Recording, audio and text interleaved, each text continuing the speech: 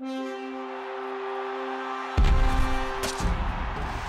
you get ready to watch college football this Saturday, we give you the players to watch, top NFL prospects and games on Saturday, whose names you can hear being drafted in April. Our draft expert, Nolan Naraki, here to break it down. Nolan, the big matchup of the day, Notre Dame at Oklahoma. One of the big matchups in the game is Tyler Eifert versus Tony Jefferson. We're going to talk about quarterback Landry Jones versus free safety ZEKE MOTTA.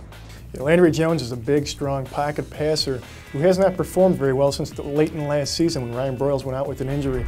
I think the big question he's got to show to scouts is that he can play well in a big stage under the bright lights like he's going to face this week against Notre Dame. If he can handle it very well, it'll definitely help his draft stack. But he's going to be challenged by free safety ZEKE MOTTA of Notre Dame. A lot of scouts compare him to a similar type of talent as last year's first-round pick, Harrison Smith. I don't think he's quite as rangy or as instinctive on the back end, but he is big, strong, and physical.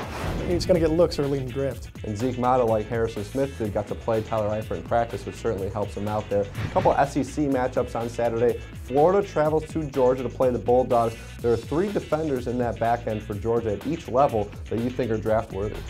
Yeah, nose tackle John Jenkins is the key cog at the front of that defense. Very strong plugger. I think he'll fit very well in the 3-4 front. And you go to the linebacking core, obviously you got Jarvis Jones, but ALEC Ogletree, the other junior linebacker, is also very good.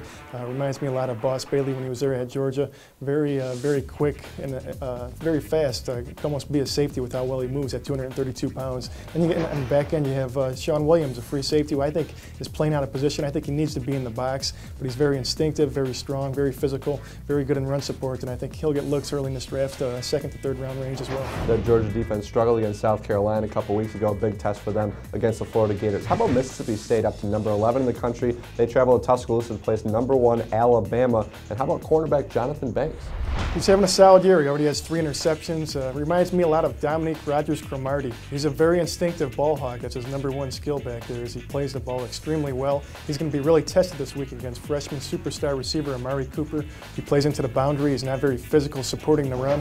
And he doesn't have great transitional quickness. I think those concerns could limit him on some draft boards for a number of schemes, but there are enough teams that are going to see his instincts, his ball skills, and be very impressed. I think he could get overdrafted in this year's draft. And those are your players to watch in some of the big games on Saturday. Be sure to head to our website every Monday morning to see Nolan's draft notes from the weekend at ProFootballWeekly.com.